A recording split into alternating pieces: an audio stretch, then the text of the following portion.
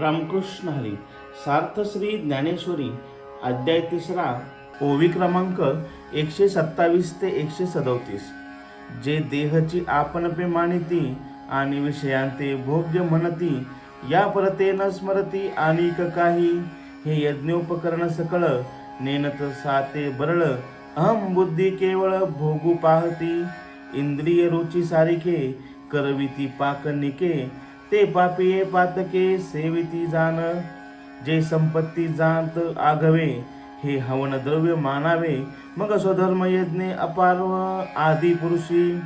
हे सांडोनिया मूर्ख आपण पेया लागी देख, निपजविती पाक नानाविध. जिही यज्ञ सिद्धी आहे परेशा तोषु होये, ते हे सामान्य अन्न न होय मनोनिया. हे न म्हणावे साधारण अन्न ब्रह्मरूप जाण, जे जीवन हेतु कारण विश्वायया. अन्नास्तव भूते प्ररोह पावती समजते, मग पर्जन्यू या अन्नाते सर्वत्र प्रसवे. तया पर्जन्या यज्ञी जन्म, यज्ञा प्रकटी कर्म. कर्मासी आदि ब्रह्म वेदरूप, मग वेदाते परात्पर प्रसवतसे अक्षर. म्हणून हे चराचर ब्रह्मब्रद्ध, परिकर्माची ये मूर्ती. यज्ञे अधिवासु श्रुती, ऐके सुभद्रापती अखंडगा. अर्थ: जे आपण म्हणजे देह मानतात आणि विषयांना भोग्य समजतात आणि याशिवाय दुसरे काहीच जाणत नाही, खरे तर संपूर्ण जीवन म्हणजे स्वधर्मरूप यज्ञाची साधने आहेत.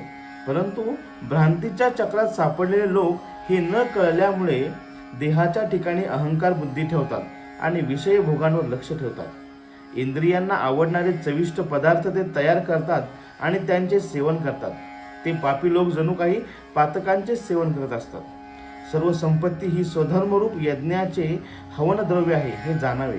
ही संपत्ती स्वधर्म यज्ञाने आदिपुरुषाला अनासक्त भावनेने अर्पण करावी. हे सर्व न जाणता अज्ञानी लोक स्वतःच्या भोगाकरिता नाना प्रकारचे अन्नाचे पदार्थ निर्माण करतात.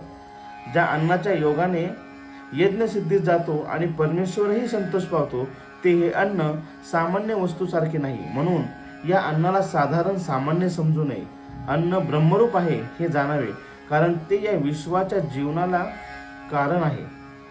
अन्नापासून सर्व प्राणीमात्रांची वाढ होत असते आणि पावसापासून सर्व ठिकाणी अन्न निर्माण होत असते.